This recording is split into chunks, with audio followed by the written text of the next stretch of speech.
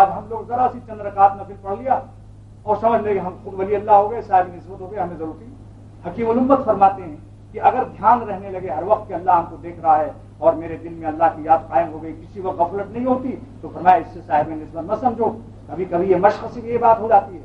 صاحب نسبت وہ ہے جس کو سنت پر اتباع نصیب ہو جائے، جس کو شریعت پر اتباع نصیب ہو جائے، جو مسلسل کسی گناہ پر قائم نہ ہو۔ احیاناً کبھی لغزش ہو جانا یہ منافی نہیں ہے ولایت کے، کیونکہ عصمت نبوت کے لیے فرض لازم ہے، ولایت کے لیے عصمت لازم نہیں، کبھی خطا ہو سکتی ہے اولیاء اللہ سے مگر قائم نہیں رہ سکتے۔ اللہ تعالیٰ ان کو توفیق توبہ سے پاک کر دیتے ہیں۔ وہ یتیم ہوتا ہے جو گٹر میں پڑا رہتا ہے، جس کا ابا زندہ ہوتا ہے وہ گٹر میں پڑے رہنا نہیں دیتا۔ اللہ تعالیٰ جس سے تعلق رکھتے ہیں محبت کا اسے پھر اسے فوراً توفیق توبہ فرما دیتے ہیں۔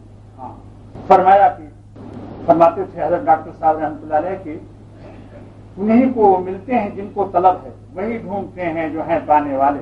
جس کو اللہ تعالیٰ ڈھونڈنے کی توفیق دے دے، جستجو پیدا ہو جائے کہ میرا اللہ کیسے ملے گا، اپنے ملنے کا پتہ کوئی نشان تو بتا دے مجھ کو اے رب جہاں۔ جس پر یہ طلب پیدا ہو جائے، دل و جان سے نعرہ عشق و محبت کا مارتا ہو، اپنے ملنے کا پتہ کوئی نشان تو بتا دے مجھ کو اے رب جہاں۔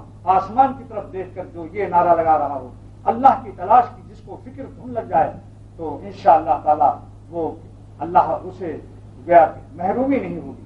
اگر کوئی راہبر رہنما صحیح مل گیا تو خدا تعالیٰ کے تعلق سے محروم نہیں ہوگا۔ حکیم الامت نے قسم اٹھایا ہے اور فرماتے ہیں خدا کی قسم کوئی دنیا میں اللہ کا عاشق ایسا نہیں ہوا جس کو خدا نہ ملا ہو۔ اور پھر یہ شعر پڑھا، عاشق کی شد کی یار بحالش نظر نہ کر، کوئی روئے زمین پر خدا کا ایسا عاشق نہیں ہوا جس کو اللہ نہ ملا ہو۔ اے خواجہ درد نیست وگرنہ طبیب ہست، اے خواجہ تجھے درد ہی نہیں ہے اللہ کا ورنہ تو طبیب موجود ہے۔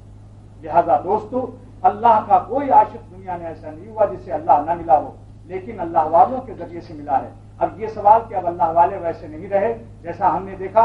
حکیم الامت فرماتے ہیں خدا کی قسم کوئی ولی اللہ کی کرسی خالی نہیں رکھی جاتی، جب ایک ولی اللہ کا انتقال ہوتا ہے اس کی کرسی پر دوسرا ولی بیٹھا دیا جاتا ہے۔ اور پھر یہ شعر پڑھا، قسم کھا کر یہ شعر پڑھا کہ خدا کی قسم اولیاء اللہ کی تمام کرسیاں پر رہتی ہیں، قیامت تک جب تک یہ کرسی ایک کا انتقال ہوگا اس کرسی پر دوسرا بیٹھا دیا جاتا ہے۔ اس پر پھر قسم کھا کر ایک شعر پڑھا، وہ کیا ہے؟